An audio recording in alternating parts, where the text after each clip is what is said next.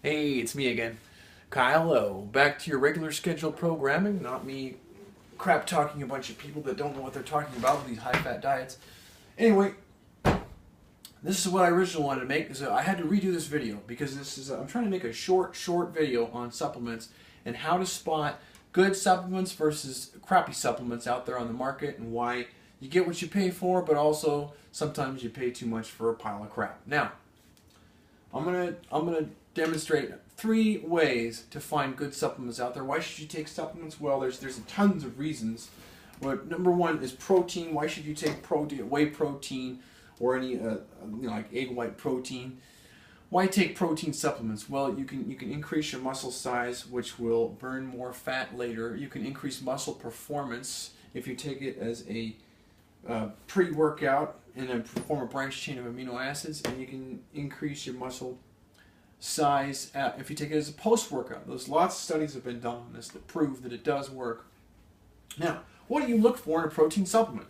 You want to look at the branch chain amino acids and check out, does it have 5 or 5.5 grams of branch chain amino acids? Now, why do you want to do that with a whey supplement? Because about 5 grams naturally occur as branched chain amino acids. Branched chain amino acids, leucine, isoleucine, and valine, are what build your muscle. Specifically, leucine builds the muscle, and isoleucine and valine help that particular BCAA in building the muscle. No other amino acids do that directly. So, you turn your supplement jug around, your bottle, and you want to look for, you find the branched chain amino acids, and what you're looking for is transparency. You want to make sure that they show you the breakdown of amino acids in the tub, but specifically you want the breakdown of BCAAs, and because you want to see how much leucine is in here.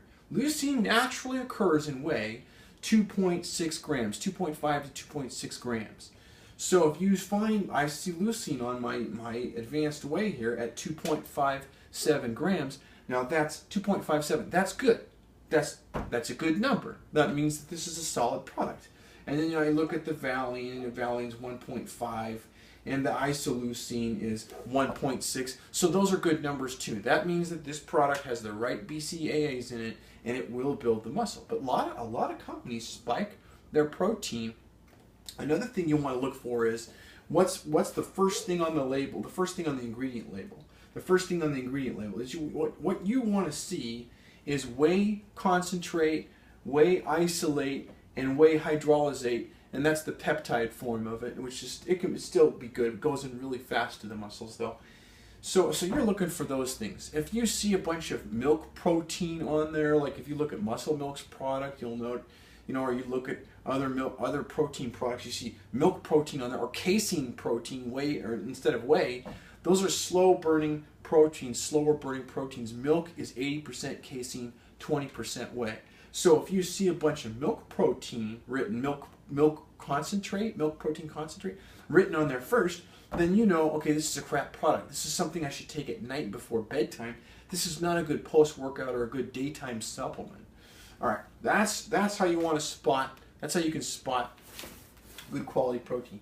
Now, how can you spot good quality pre-workout and post-workout? Now, pre-gym and post-gym, Dr. Jim Stoppani has great examples of the kind of products you're looking for.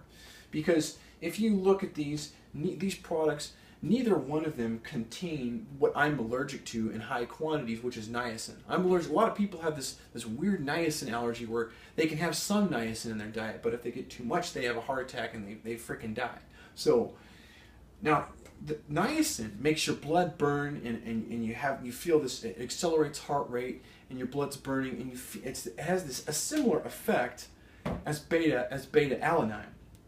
Beta alanine, though, niacin's a B vitamin, right? It has no business being in a pre-workout or a post-workout supplement. So if you see a bunch of, that's how you can spot a fake. If you see a bunch of high B vitamins, a lot of B vitamins in a pre-workout or post-workout supplement, it's garbage.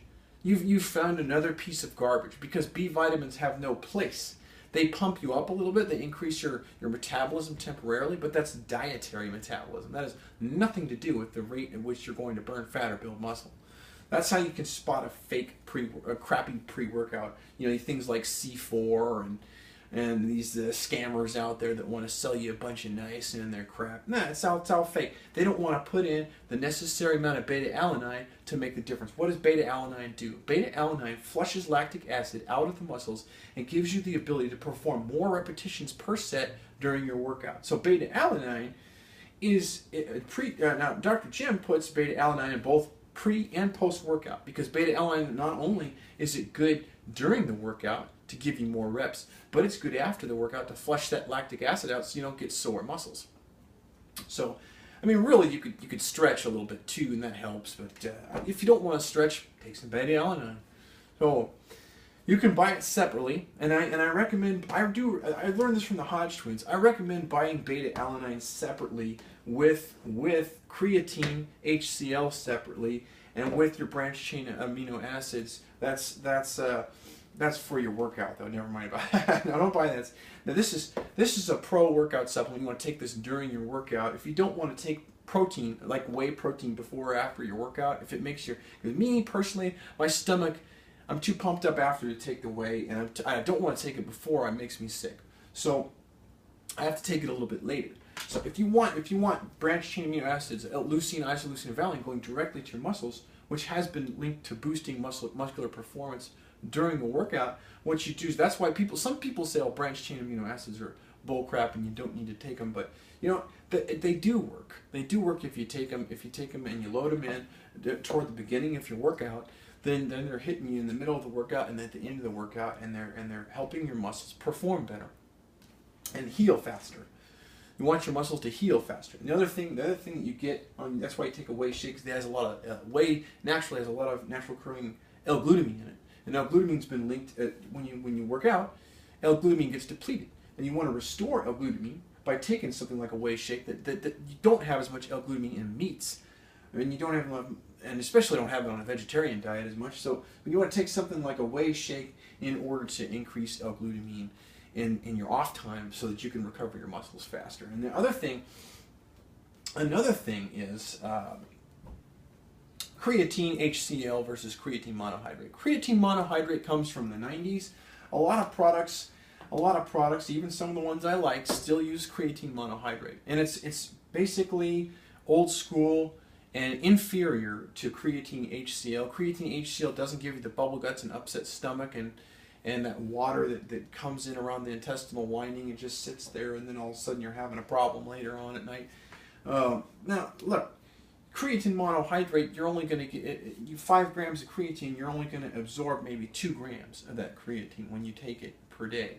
You got to keep it loaded in your system. If you take HCl, that's going to stay in your system. You only need 1.5 grams per day, and what's cool about the HCl is, 60% to 70% of that creatine HCl is getting loaded into your muscles, instead of only about 2 grams out of 5 grams, and instead of only about 40% to 20 to 30% of creatine monohydrate. So, and like Dr. Jim Stoppani puts creatine HCl in both of his post and pre-gym workouts, because creatine has been known to boost muscular performance in the form of converting to ATP in the muscles, and it's also good at temporarily increasing the muscle size afterward, and with water retention inside the muscles, so that you can actually hold more glycogen stores, so that when you go to work out again, you're going to have better performance. You're going to have more energy to put out on more sets and reps,